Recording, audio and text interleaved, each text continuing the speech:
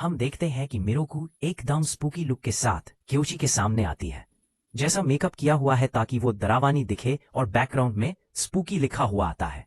लेकिन क्योची का रिएक्शन बिल्कुल अनएक्सपेक्टेड होता है। वो बिना डरे बस एकदम ब्लैंक एक्सप्रेशन के साथ यूज देखता रहता है।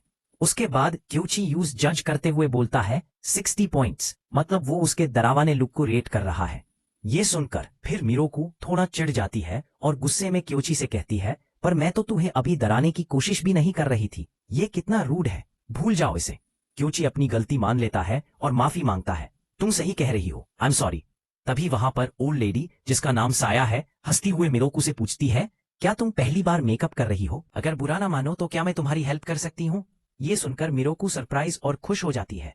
Thank you very much. Miroku अपना चेहरा साफ करते हुए उन्हें थैंक यू बोलती है। शुक्रिया साया। आज का दिन क्याउची के कजिन माइक माओनो के लिए काफी इंपॉर्टेंट है। अगला सीन चर्च का है जहां पता चलता है कि आज वेडिंग सेरेमनी है। चर्च की बेल्स बज रही हैं और माइक माओनो अपनी शादी की ड्रेस में बहुत खुश दिख रही हैं। सब लोग उन्हें बधाई दे रहे हैं। कंग्रेट्स माइक चैन। भीड़ में क्याउची और मिरोकू भी खड़े होकर ये सब देख रहे हैं। लेकिन अगले ही सीन में हम देखते हैं कि मिरोकू इमोशंस में बहकर इतना रोने लगती है कि उसका सारा मेकअप फिर से मेसी हो जाता है। क्योची यूज देखकर सोचता है, अभी तो कुछ पेजेस पहले ही इसका मेकअप ठीक हुआ था और अब फिर से मेस बन गया। वो मिरोकू से पूछता है, क्या तुम्हें सच में इतना रोने की जरूरत है? मिरोकू रोती हुई आवाज में जवाब देती है, बिल्कुल, तुम कजिन हो, तुम क्यों नहीं रो रहे हो? तभी पीछे से किसी की जोर जोर से रोने की आवाज आती है। एक आदमी फूट फूट कर रो रहा है और चिल्ला रहा है, माय कान कंग्रेट्स। उसे देखकर क्योची बस ब्लैंकली बोलता है, राइट। मतलब वहां कोई और भी है जो मिरोकू से ज्यादा इमोशनल हो रहा है और हमें आगे पता चलेगा कि ये कौन है। मिरोकू अभी भी थोड़ी इमोशनल है, उसके आंखों से आंसू गिर रहे हैं। वो क्योची से कहती है, आह, मैं उसे बस अभी मिली हूं, पर मुझे ऐसा फील हो रहा है जैसे मैं जिसे बहुत लंबे समय से जानती हूँ, आज उसकी शादी हो रही है। क्योची उसकी बात सुनकर स्माइल करता है और कहता है, वेल, तुम बिल्कुल गलत नहीं हो। तभी उन्हें कोई आवाज देता है, कोईची, मिरोकू-सान। दोनों मुड़कर देखते हैं तो सामने माओ खड़ी होती है। क्योची उसे पहचानकर कहता है, माओ। माओ अपनी शादी में उन्हें देखकर बहुत खुश होती है और एक्साइट होकर बोलती है, तुम लोग आए, अभी तो रिसेप्शन और आफ्टर पार्टी भी होनी है। तभी अचानक मिरोकू आगे बढ़कर माइक के कंधों को पकड़ लेती है और बोलती है, मुझे बुलाने के लिए तुम्हारा बहुत शुक्रिया। तुम बहुत खूबसूरत लग रही हो। मेरी दुआ है कि तुम्हें दुनिया की सारी खुशियां मिले। ये सुनकर माओ पहले तो थोड़ा सरप्राइज होती है, लेकिन अगले ही पल वो बहुत प्यारी स्माइल देती है और कहती है, मैं पहले से ही सुपर हैप्पी हूँ। साइड में खड़ा क्योची खामोशी से इन दोनों का ये इमोशनल और हैप्पी मोमेंट देख रहा होता है। मिरोकू उसे छेड़ते हुए कहती है, क्या हुआ? दो सुंदर लड़कियों को अपने सामने देखकर बोलती बंद हो गई? क्योची इनकार करता है और कहता है, नहीं, मैं बस सोच रहा था कि तुम सच में काफी बड़ी हो गई हो, माओ। ये सुनकर माओ मजाक में कहती है, तुम बिल्कुल किसी अंकल जैसा साउंड कर रहे हो। फिर वो मिरोकू को फ्लावर देती है। मिरोकू हाथ में फ्लावर देखकर कंफ्यूज होती है और पूछती है, फ्लावर? क्या ये बुके टॉस की जगह है? माओ एक्सप्लेन करती है कि उसने बुके टॉस गुलदस्ता फेंकने की रस्म कैंसिल कर दी। वो कहती है, अगर मैं बुके टॉस करती तो वो सिर्फ किसी एक इंसान को मिलता, इसलिए उसने डिसाइड किया कि वो सबको एक एक फ्लावर देगी ताकि खुशी सब में बांटी जा सके। माओ अपनी बात पूरी करती है, सिर्फ अकेले खुश होना लोनली फील कराता है ना? मिरोकू समझ जाती है कि सबको फ्लावर देने का मतलब खुशी बांटना है और वो माओ को थैंक यू बोलती है। माओ थोड़ा हेजिटेट होती है कि शायद ये आइडिया उतना ग्रैंड नहीं लगा, पर क्योची यूज बीच में ही सपोर्ट करते हुए कहता है, ये एक बहुत ही वंडरफुल आइडिया है। क्योची को अपना बचपन याद आता है फ्लैशबैक में। वो झाड़ियों के पास छोटी माओ को रोता हुआ देखता है और पूछता है, माओ, तुम क्यों रो रही हो? छोटी माओ डरी हुई और सहमी हुई लग रही होती है। वो ठीक से बोल भी नहीं पाती। छोटी माओ दौड़कर क्योची के गले लग जाती है और रोती हुए बोलती है, मैं बहुत खुश हूं कि तुम ठीक हो। मुझे लगा उस औरत ने तुम्हें खा लिया। यहाँ वो मिरोकू की बात कर रही है जिसका मुंह बड़ा था। क्योची यू समझाता है, नहीं, उन्होंने बस मुझे डराने की कोशिश की थी। क्योची रियलाइज करता है कि माओ इसलिए रो रही थी क्योंकि वो हमेशा अकेली रहती थी और उसे डर था कि क्योची को कुछ हो ना जाए। क्योची रोता हुआ माओ से कहता है, मैं समझ गया, तो अब रोना बंद करो। वो माओ का हाथ पकड़ता है और प्रॉमिस करता है, मैं अब से खुद को अकेला नहीं रखूंगा, तो हम अब से साथ रहेंगे, ठीक है? मतलब वो दोनों एक दूसरे का सहारा बनेंगे। माओ रोती हुई आंखों से उसे देखती है और हाँ में सर हिलाती है। छोटी माओ कहती है, अकेले रहना लोनली होता है ना? क्योची कहता है, ओके। वो आगे बोलता है, तुम्हारी क्लास अलग है माओ, पर हम स्कूल साथ में आएंगे और जाएंगे। पीछे से क्योची के नए दोस्त उसे बुला रहे होते हैं, जिससे पता चलता है कि क्योची ने माओ के लिए नए दोस्त बनाने की कोशिश शुरू कर दी थी। प्रेजेंट में वापस आते हैं। माओ हंसती हुई कहती है, मैं अब माओनो नहीं रही, क्योंकि शादी के बाद उसका सरनेम बदल गया है। क्योची उस स्माइल के साथ कहता है, कंग्रेट्स माओ। माओ खुशी से जवाब देती है, थैंक्स। मिरोकू और क्योची दुल्हन को दूर से देख रहे हैं। मिरोकू सीरियस होकर क्योची से पूछती है। सीन वहां से शुरू होता है जहां मिरोकू और क्योची बात कर रहे हैं। मिरोकू पूछती है, मैंने नोटिस किया कि तुम काफी शांत हो, क्यों? क्योची बताता है कि माओ से बात करके उसे शांति मिली और वो दुखी नहीं है। तभी मिरोकू कहती है, लेकिन कोइची, तुम्हारा वीक पॉइंट ये है कि जब तुम किसी चीज के लिए तैयार नहीं होते तो जल्दी घबरा जाते हो। अचानक उनके पीछे से एक डरावानी आवाज आती है। कोइची कुन। वो डरावानी आवाज दरअसल क्योची के पापा हजीमे की थी, जो बुरी तरह रो रहे हैं। वो रोते हुए कहते हैं, आह कितनी प्यारी शादी थी, माई चैन कितनी खुश दिख रही थी। क्योची उन्हें देखकर परेशान हो जाता है और कहता है, अपना चेहरा साफ कर लीजिए हजीमे सान। मिरोकू सोचती है, ये वही आदमी है जो पहले जोर जोर से रो रहा था, शायद ये कोई रिश्तेदार है। वो हजीमे से कहती है, काश आप थोड़ा बेहतर तरीके से एंट्री लेते, क्योंकि वो क्रीप बनकर आए थे।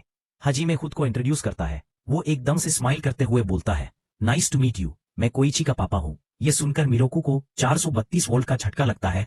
पापा माफी मांगते हैं कि उन्होंने पहले खुद को इंट्रोड्यूस नहीं किया। वो बहुत एक्साइटमेंट में मिरोकू से कहते हैं, तुम मिरोकू सान हो, नाइस टू मीट यू।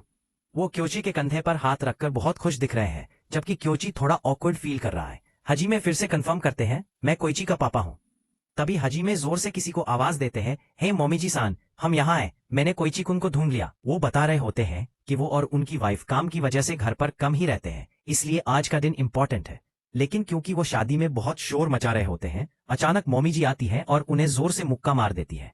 वो गुस्से में कहते हैं, थोड़ी तमीज दिखाओ, ये किसी और का सेलिब्रेशन है, शांत रहो। यहाँ मोमी जी अपना फॉर्मल इंट्रोडक्शन देती है। वो बड़े शाही अंदाज में कहती है, मैं सानो फैमिली की 5वां हेड हूँ, मेरा नाम मोमी जी सानो है, मैं कोइची की मामा हूँ। ये सुनकर मिरोकू थोड़ा घबरा जाती है और हकलाते हुए बोलती है, मैं मिरोकू हूँ। मोमी जी बस उसे स्माइल करके देखती है और कहती है, ओ तुम हो मिरोकू। मोमी जी केयोची से मिलती है और कहती है, काफी टाइम हो गया कोचान, सॉरी हम घर नहीं आ पाए।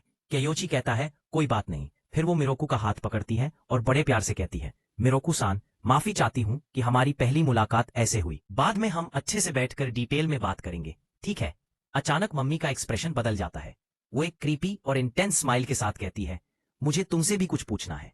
मिरोकू की हालत खराब हो जाती है। वो सोचती है, ये मुझसे क्या पूछने वाली है, इनका चेहरा कितना डरावाना है और कितना प्रेशर डाल रहा है। वो डर के मारे पसीने पसीने हो जाती है, लेकिन अगले ही पल सारा टेंशन खत्म। मम्मी और पापा दोनों जोर जोर से हंसते हुए मिरोकू को टीज करने लगते हैं। वो एक्साइटेड होकर पूछते हैं, तो तुम हमारी बेटी कब बनोगी मिरोकू सान? तुम हमारे बेटे के प्यार में तो पड़ ही चुकी हो, है ना? Right, come on. मिरोकू शर्म से लाल हो जाती है और बोलती है, वेल, जबकि पापा उसे सवालों से घेर लेते हैं, हॉबीज क्या है, पहले कहाँ रहती थी, तुम्हारा टाइप क्या है? तभी वहां उदा आता है और क्योची से सॉरी बोलता है। क्योची पूछता है, किसने मोंगो शराब पिलाई? वो बताता है, जो चॉकलेट्स गिफ्ट में आई थी उनमें अल्कोहल था, मैंने गलती से सर्व कर दी, इसलिए मम्मी नशे में इतनी फ्रेंडली हो गई हैं। दूसरी तरफ मोमी जी और मिरोकू अब आराम से बैठकर बातें कर रहे हैं और चॉकलेट्स खा रहे हैं। मिरोकू सोचती है कि अब इनसे बात करना ज्यादा आसान है। पापा जज्बाती होकर बताते हैं, मैं मोमी जी को इस दुनिया में नहीं, पूरे यूनिवर्स में सबसे ज्यादा प्यार करता हूँ। उदा कहता है, अगर मुझे चुनना हो तो मैं भी कहूंगा कि मैं मोमी जी सान को बहुत प्यार करता हूँ। क्योची ये सुनकर मुंह फेर लेता है और कहता है, ये थोड़ा अजीब ग्रोस है, मैं ऐसे नहीं देखना चाहता। ये सुनते ही पापा उसे पकड़ लेते हैं और चिल्लाते हैं, मैंने सुन लिया, तुम हमेशा अपने पापा के साथ इतने कोल्ड क्यों रहते हो? क्या तुम मुझसे नफरत करते हो? हजीमे बुरी तरह रोते हुए नाटक कर रहे हैं। बेटा हो या बेटी, इससे कोई फर्क नहीं पड़ता, अपने प्यारे बच्चे से इग्नोर होना उतना ही दर्द देता है। क्योची परेशान होकर सोचता है, क्या तुम प्लीज बिना पिए मुझे ऐसे परेशान करना बंद करोगे? उदा वहां से निकलने लगता है और कहता है, बहुत क्रूअल हो, मैं चला साया-चान के पास हीलिंग के लिए। पापा उसे रोकने की कोशिश करते हैं और कहते हैं कि उनका बेटा विबेलियस फेज में है। दूसरी तरफ मोमेज मिरोकू को बताती है, जब कोइची छोटा था वो अपने पापा से ज्यादा उदासान के साथ घुलता मिलता था। वो एक्सप्लेन करती हैं कि जब उनकी फादर की डेथ हुई थी तब हालात बहुत खराब थे और उन्हें फैमिली बिजनेस और सुपरनैचुरल रिलेशंस को संभालना था, इसलिए उदासान और सायासान ने ही ज्यादातर क्योची का ख्याल रखा था। बात चल ही रही होती है कि उडा दरवाजे के पीछे से झांकता है और कहता है, हम उनका शुक्रिया कभी अदा नहीं कर सकते, हमने बस उसका ख्याल रखा, कुछ खास नहीं किया। फिर वो एक डरावनी स्माइल के साथ ऐड करता है, बस वो एक बार जब वो किचन में पागल हो गया था। मिरोकू शॉक होकर चिल्लाती है, बस। तभी मिरोकू नोटिस करती है कि कियोची उसे बुला रहा है। कियोची तुरंत दरवाजा बंद कर देता है और मिरोकू को लेकर वहां से निकल जाता है। वो कहता है, बड़े लोग पुरानी बातें घंटों तक करते रहेंगे, इसलिए मौका मिलते ही निकल लेते हैं। मिरोकू कमेंट करती है, तुम्हारे पेरेंट्स काफी खुश मिजाज हैं। कियोची कहता है, हाँ, मेरे अलावा फैमिली में सब वैसे ही हैं। मिरोकू यूज देखती है और मन में सोचती है, जैसा मैंने इमेजिन किया था, ये लोग उसे काफी अलग है। क्योची सीरियस होकर मिरोकू से पूछता है, क्या तुम्हें लगा था कि मेरे पेरेंट्स ज्यादा एपैथेटिक लापरवाह होंगे? मिरोको हाँ में जवाब देती है और कहती है, उदाकुन ने मुझे बताया था कि तुम बचपन में बहुत अकेले रहते थे और बाकी सब भी यही कहते थे। मिरोको को लगा था कि क्योची के पेरेंट्स उसे माफी मांगेंगे कि उन्होंने उसे अकेला फील करवाया। क्योची क्लियर करता है कि ऐसा नहीं है। वो कहता है, मैंने खुद कभी ऐसा महसूस नहीं किया। वो बताता है कि भले ही उसके पेरेंट्स घर पर कम रहते थे, लेकिन जब भी मैं कुछ बुरा करता था तो वो मुझे डांटते थे और अच्छा करने पर तारीफ करते थे। वो ये भी बताता है कि खास मौकों पर और जब वो बीमार होता था तो वो हमेशा उसके पास होते थे। ग्रैंडपा भी ऐसे ही थे। वो ऐड करता है, मैं एक बहुत किस्मत वाला इंसान हूँ। मेरे पास ऐसे लोग और फैमिली है जो मेरी परवाह करते हैं। लेकिन अगले ही पल वो मूड खराब कर देता है ये बोलकर, साथ ही मैं अमीर भी हूँ और काफी स्मार्ट भी हूँ और ऐसा लगता है मैं दिखता भी अच्छा हूँ। वो खुद की तारीफ करने लगता है। मिरोको उसका ये स्मूथ एटीट्यूड देखकर ऑकवर्ड हो जाती है और कहती है, ध्यान रखना कि तुम ये सब दूसरों के सामने ना बोलो, ओके? अब और हमेशा मैं इन सब को संभाल कर रखूंगा। मिरोको ये सुनकर इंप्रेस होती है। मैं कहूंगी कि ये नजरिया तुम जैसे ब्रैड के लिए काफी अच्छा है। फिर मिरोको क्योची के पास बैठती है और पूछती है, तुम्हें और भी कुछ चाहिए? क्योची मस्ती में कहता है, हाँ, अभी भी कुछ है जो मुझे चाहिए। क्योची मिरोको के बहुत करीब आ जाता है और कहता है, मिरोको-सान, मैं तुम्हें चाहता हूँ। मिरोको का चेहरा लाल ही जाता है। वो सोचती है कि क्योची प्रपोज कर रहा है या किस करने वाला है। वो हकलाते हुए बोलती है। तभी क्योची अपनी बात पूरी करता है, मैं चाहता हूं कि तुम वो एटीट्यूड छोड़ दो जिसमें तुम्हें लगता है कि सब कुछ आसानी से मिल जाएगा। थोड़ा स्ट्रगल करना सीखो। उड़ा आकर बताता है, मोमीजी चान कह रही हैं कि वो लोग जल्दी निकल रहे हैं। मिरोको हैरान होती है, क्या इतनी जल्दी? क्योची मोमीजी को देखकर समझ जाता है, ओह, इनका नशा उतर गया है। मोमीजी अब बिल्कुल काम और एलिगेंट लग रही है। वो कहती है, मैं खुश हूं कि तुम सब ठीक हो।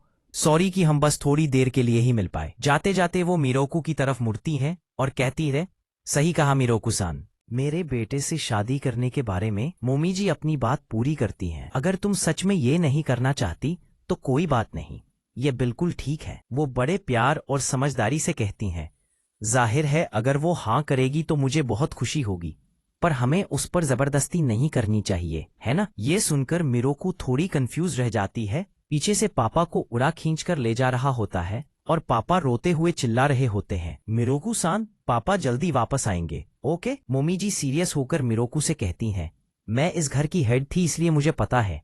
वो कहती हैं, चाहे किसी क्रिएचर की कैसी भी डरावनी कहानियां क्यों ना हो, मुझे पता है कि हर किसी के पास एक नेक दिल होता है। वो मिरोको की आंखों में देखकर बड़े प्यार से कहती हैं, और उसमें तुम भी शामिल हो। मोमीजी आगे कहती हैं, मैं सारे सुपरनैचुरल क्रीचर्स को अपने परिवार का हिस्सा मानती हूँ। तभी उदा बीच में एक्सप्लेन करता है, वैसे भी मेरे पिता ने उस थर्ड क्लैन हेड वाले हादसे की वजह से सुपरनैचुरल क्रीचर्स के साथ शादी मना कर दी थी। वो क्योची की तरफ इशारा करके बताता है, लेकिन फिर हमारे लड़के क्योची ने जिद पकड़ ली कि वो चाहे जो हो जाए तुमसे ही शादी करेगा। ये सुनकर क्योची शर्म से लाल हो जाता है। उदा बताता है, उन्होंने उनके पापा ने कहा था कि बस ऐसा इत्तेफाक हुआ कि जिससे उन्हें प्यार हुआ वो एक सुपरनैचुरल क्रीचर थी। मोमीजी कहती है, इसलिए शादी तो बस एक फॉर्मेलिटी है। वो मिरोको से कहती है, तो मिरोको-सान, इस बारे में ज्यादा परेशान होने की जरूरत नहीं है, ओके? ये सुनकर मिरोको कॉन्फिडेंट होकर कहती है, हाँ मैं करूंगी। उदा टॉपिक बदलता है और पापा की तरफ इशारा करके कहता है, सीरियसली, वो बहुत चिपकू है, कोई भी चिढ़ जाएगा अगर उसका बाप ऐसा हो। वो क्योची से कहता है, तुम्हें नहीं लगता कि तुम हाजिमे कुन के साथ थोड़ा ज्यादा रूड हो? उदा क्योची को टीज करता है, ओ, जैसा करोगे वैसा भरोगे? मतलब क्योची भी प्यार में अपने पापा जैसा ही चिपकू है? क्योची डिफेंड करता है, मुझे उन्हें देखकर शर्म आती है। उन्हें हर किसी के सामने मॉम के लिए अपने प्यार का इजहार करना बंद करना चाहिए। उदा मन में सोचता है, ये बिल्कुल बेखबर है, उसे पता नहीं कि वो खुद भी वैसा ही है। क्योची साई करता है, मैं इतना भी नहीं हूँगा। मिरोको अचानक क्योची के गले लग जाती है और अजीब तरह से बिहेव करने लगती है। वो नशे में बोलती है, तुम्हारे पेरेंट्स कितने प्यारे हैं, मैं कितनी लोनली जेलस फील कर रही हूँ, क्या तुम उनके जाने के बाद अकेले हो? क्योची घबरा जाता है, ये क्या है, क्या तुम ठीक हो? तभी उदा टेबल पर रखी चॉकलेट्स देखता है और रियलाइज करता है लिकर फिल्ड चॉकलेट्स। वो समझ जाता है और सोचता है, डिडक्शन, क्या मिरोको-सान इस वक्त नशे में है? मम्मी के बाद अब मिरोको भी तल्ली हो गई है। हालात और रोमांटिक हो जाते हैं। मिरोको क्योची को दीवार से सता लेती है और उसके बिल्कुल करीब आ जाती है। क्योची पसीने पसीने हो रहा है और मन में सोचता है, मैंने पूछा है क्या करना चाहिए। मिरोको नशे में क्योची के बहुत करीब आ जाती है। क्योची उसकी आंखों में ध्यान से देखता है और कहता है, मिरोकू-सान, तुम्हारी आंखें थोड़ी ग्लासी लग रही हैं। उसे कंफर्म हो जाता है कि ये नॉर्मल नहीं है। उदा दरवाजे से बाहर निकलता है और क्योची को बेस्ट ऑफ लक बोलते हुए एक थम्स अप दिखाकर दरवाजा बंद कर देता है। अब कमरे में सिर्फ क्योची और नशे में धूत मिरोकू है। मिरोकू जबरदस्ती क्योची का चेहरा अपनी तरफ घुमाती है और शिकायत करती है, कोईची, तुम कहाँ देख रहे हो? मैं यहाँ तुम्हें कंफर्ट कर रही हूँ और तुम कहीं और देख रहे हो। मिरोकू नशे में क्योची का चेहरा पकड़ती है और उसे चिपकने लगती है। क्योची का चेहरा लाल हो जाता है और वो मन में पैनिक करता है। ऐसी सिचुएशन में मुझे क्या करना चाहिए? ये बहुत अचानक है, मैं तैयार नहीं हूं। मतलब क्योची को समझ नहीं आ रहा कि वो क्या करे। मिरोकू नशे में पूरी तरह धुत है और कोईची के गले लगकर गिगल करती है। वो बहुत खुश और क्लिंगी हो रही है। कोईची उसे हटाने की कोशिश करता है। मिरोकू परेशान होकर बोलती है, गह, तुम्हारी बॉडी टेम्परेचर बहुत गर्म है। क्योची शॉक होकर सॉरी बोलता है। कोईची की बात सुनकर मिरोकू की आंखों में आंसू आ जाते हैं और वो रोती हुई पूछती है, क्यों, तुम मेरे साथ नहीं रहना चाहते? अचानक मिरोकू उठती है और स्माइल करते हुए बोलती है, मेरे लिए इसे उतार दो। क्योची के दिमाग की घंटी बजती है। वो खुशी और शौक में पूछता है, वो क्या कहा तुमने? लेकिन मिरोकू क्लियर करती है, बहुत गर्मी लग रही है, मैं बहुत वीक फील कर रही हूं, मैं खुद नहीं उतार सकती। क्योची मन में लड़ने लगते हैं। वो शर्माते हुए कहता है, क्या मैं तुमसे रिक्वेस्ट कर सकता हूं कि तुम ये खुद करो प्लीज? आखिरकार क्योची हार मान लेता है और मिरोकू के कपड़े का रिबन खोलने लगता है। वो मन में सोचता है, मुझे ऐसा क्यों लग रहा है कि मैं कुछ बहुत डर्टी काम कर रहा हूं। ये बस एक बोक नोट है, बस एक सिरा खींचना है। जैसे ही वो रिबन खोलता है, क्योची कहता है, चलो मैं तुम्हें तुम्हारे रूम में ले चलता हूं। लेकिन मिरोकू जिद करने लगती है, नहीं, ऐसा मत बोलो, क्या तुम मुझसे दूर रहना चाहते हो? क्योची थोड़ा कान होने की कोशिश करता है और बोलता है, मिरोकू-सान, पर मुझे यहाँ बहुत कंफर्टेबल फील हो रहा है। मिरोकू नशे में बड़बड़ाती है, तुम्हारा मतलब? और वो उस पे गिरने लगती है। लेकिन तभी क्योची की नजर दरवाजे पर पड़ती है। वहां उदा दरवाजे के पीछे से झांक रहा होता है और हंसते हुए इशारा करता है।